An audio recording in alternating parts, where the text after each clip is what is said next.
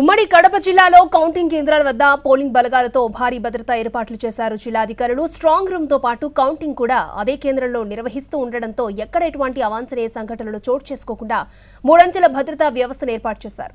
Polling రోజున జరిగిన ఘర్షణల్లో ఇప్పటివరకు దాదాపు 40 మందిని అరెస్ట్ చేశారు. పోలింగ్ రోజు చోటు చేసుకున్న ఘర్షణల నేపథ్యంలో కౌంటింగ్ రోజు ఎటువంటి అల్లర్లు జరగకుండా పోలీసులు ముందస్తు చర్యలను చేపడుతున్నారు. మరిన్ని వివరాలను మా ప్రతినిధి రమేష్ అందిస్తారు. వద్ద మూడంచెల భద్రతా వ్యవస్థని ఏర్పాటు చేశారు జిల్లా అధికార యంత్రాంగం. మనం చూసినట్లయితే ప్రధానంగా స్ట్రాంగ్ రూమ్ ప్రధాన కేంద్రం వద్ద కేంద్ర బలగాలు ఉంటే, రెండో వలయంలో తీసుకున్నట్లయితే ఆర్మ్డ్ ఫోర్స్ అందరూ కూడా ఇక్కడ రక్షణ వలయంగా ఉంటారు. అదేవిధంగా మూడో వలయానికి తీసుకున్నట్లయితే జిల్లా పోలీసు యంత్రాంగం అంతా కూడా రక్షణ వలయంగా ఉంటారు. ఇక్కడ చీమ చిట్టుకు మండే చాలు పోలీసులు వాలిపోయే విధంగా రక్షణ చర్యలు చేపట్టారని చెప్పవచ్చు.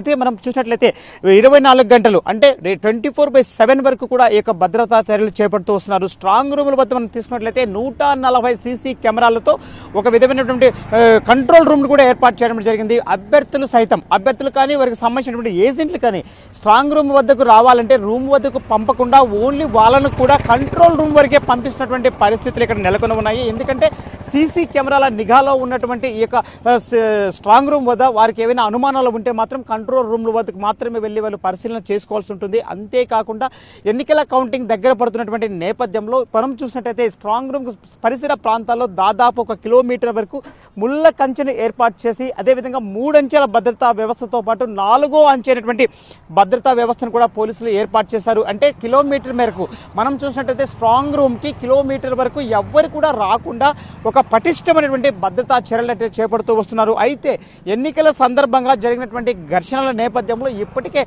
పోలీసు అధికార యంత్రాంగం అప్రమత్తమైందని చెప్పవచ్చు. ఎందుకంటే గత ఎన్నికల్లో ఘర్షణలకు పాల్పడినటువంటి వారందరినీ కూడా చాలా వరకు అరెస్టులు చేస్తూ వస్తూ ఉంటే, ఇప్పటికీ కౌంటింగ్ రోజు మరొకసారి అల్లర్లు జరిగే పరిస్థితులు ఉన్న నేపథ్యంలో ఇంటెలిజెన్స్ నివేదిక అందిన నేపథ్యంలో పోలీసు అధికార యంత్రాంగం ఇప్పుడే అప్రమత్తమైందని చెప్పవచ్చు. మనం తీసుకున్నట్లయితే కడప, అదేవిధంగా కమలాపురం, జమ్మలమడుగు ప్రాంతాల్లో ఇప్పటికే ప్రత్యేక పోలీసు బలగాలు సైతం చేరుకుంటూ వస్తున్నాయి. అయితే ఎన్నికల రోజు జమ్మలమడుగులో జరిగినటువంటి ఎమ్మెల్యేపై దాడి జరిగిన ఘటనలో ఇప్పటికే బీజేపీ ఎమ్మెల్యే అభ్యర్థి అయినటువంటి ఆదినారాయణ రెడ్డితో పాటు అదేవిధంగా కడప టీడీపీ ఎంపీ అభ్యర్థి అయినటువంటి భూపేష్ రెడ్డిపై కేసు నమోదు చేశారు. అంతేకాకుండా ఆదినారాయణ రెడ్డి బీజేపీ ఎమ్మెల్యే అభ్యర్థి అయినటువంటి ఆదినారాయణ రెడ్డి కారుపై దాడి జరిగినటువంటి ఘటన కేసులో సిట్టింగ్ ఎమ్మెల్యే సుధీర్ రెడ్డి పైన కూడా కేసు నమోదు చేశారు.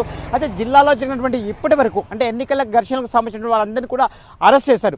దాదాపు జమ్మలమడుగు నియోజకవర్గంలోనే 46 మందిపై కేసు నమోదు చేస్తే 24 మందిని ఇప్పటికే పోలీసులు అరెస్ట్ చేసి జైలుకి కూడా పంపడం జరిగింది. అదేవిధంగా కడపలో మనం తీసుకున్నట్లయితే మనం చూసిన గౌస్నగర్లో జరిగిన ఘర్షణ నేపథ్యంలో దాదాపు 47 మంది పైన కేసు నమోదు చేశారు. అటు వైసీపీ కావచ్చు, ఇటు టీడీపీ కావచ్చు. సో ఇరు వర్గాలకు సంబంధించిన వారిపై కేసు నమోదు చేస్తే డిప్యూటీ సీఎం అంజద్ బాషాను వైసీపీ నుంచి కేసులు నమోదు చేయగా, అదేవిధంగా టీడీపీ పొలిట్ బ్యూరో సభ్యులు శ్రీనివాస్ రెడ్డి పైన కూడా కేసు నమోదు చేశారు. సో ఈ నేపథ్యంలో కడప జిల్లాలో కౌంటింగ్ రోజు ఎక్కడ ఎటువంటి అవాంఛనీయ సంఘటనలు చోటు చేసుకోకుండా ఇప్పటికే అధికార యంత్రాంగం పటిష్టమైనటువంటి భద్రతా చర్యలు చేపడుతూ వస్తుంది. గత 2 రోజులుగా అదే అన్ని నియోజకవర్గ కేంద్రాలు కూడా డీఎస్పీలు ప్రత్యేక కౌన్సిలింగ్ సైతం నిర్వహిస్తూ వస్తున్నారు. ఎందుకంటే కౌంటింగ్ రోజు ఎవ్వరు కూడా అంటే నాన్ లోకల్ పీపుల్స్ ఎవరు కూడా కడప టౌన్లో కావచ్చు, అదేవిధంగా నియోజకవర్గ కేంద్రాల్లో కావచ్చు ఉండకూడదని చెప్పి ఇప్పటికే పోలీసులుగా హుకుం జారీ చేయడం కూడా జరిగింది.